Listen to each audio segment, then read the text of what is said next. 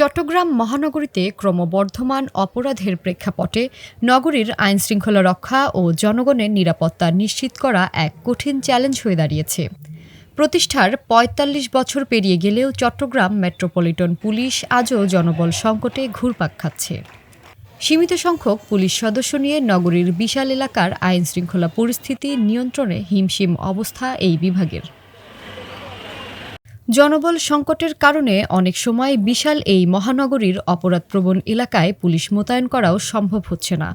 অন্যদিকে যানজট একটি নিত্যনৈমিত্তিক সমস্যা, যা সামাল দিতেও হিমশিম অবস্থা পুলিশের। তবে নগরবাসীর নিরাপত্তা নিশ্চিত করতে হলে এই জনবল সংকট নিরসন করা দরকার বলে জানান নগরবাসী। ৫ তারিখে পরে এই মদ, মাদক, জুয়া, চুরি এই অপরাধগুলো ব্যাপক হারে বেড়েছে। তো মানুষের মনে, জনমনে একটা আতঙ্ক সৃষ্টি হচ্ছে এটা। তো এটা যদি সরকার, আইনশৃঙ্খলা বাহিনী যদি আরও তৎপর হয়, এই জিনিসগুলো যদি বন্ধ করার জন্য প্রচেষ্টা চালায়, তাহলে মানুষের মনে একটা শান্তি আসবে আর কি। যে চুরি, ডাকাতি, এরপর হচ্ছে বিভিন্ন চাঁদাবাজি, দখলবাজি এগুলো বেড়ে গেছে।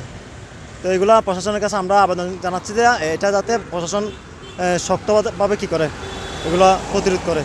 কোনো অপরাধীকে গ্রেফতার করা হলো, কিন্তু একজন যে কোনো একটা রাজনৈতিক দলের নেতৃবৃন্দ গিয়ে ওনার জন্য সুপারিশ করা হয়, তাহলে ওই যে সুপারিশটা পাচ্ছে সেই সুপারিশের কারণে পুলিশ অপরাধীরা মূলত আরও একটা সুযোগ পায়, মানে তাদেরকে শেল্টার দেওয়ার জন্য লোক পেয়ে যায়, যার কারণে তারা অপরাধ আবার পূর্ণভাবে পরিচালনা করতে পারে। সেজন্য আমরা চাইব পুলিশ তার স্বীয় আইন থেকে তাদের অপরাধ কার্যক্রমগুলোকে দমন করুক।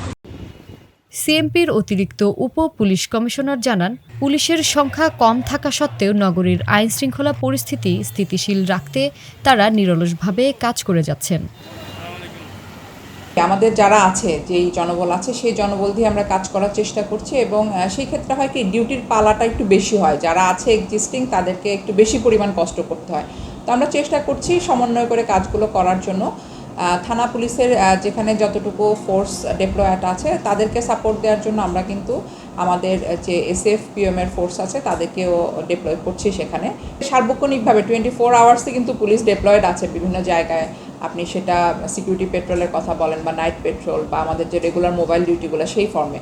তো অপরাধীদেরকে কিন্তু যেই অপরাধগুলো হচ্ছে সাথে সাথে ধরাও পড়ছে।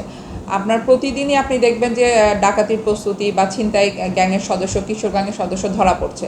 তো মেসেজটা হচ্ছে এই যে এগুলো করে আসলে পার পাবে না, পুলিশের আইনের আওতায় সে আসবে এবং ধরা পড়বে।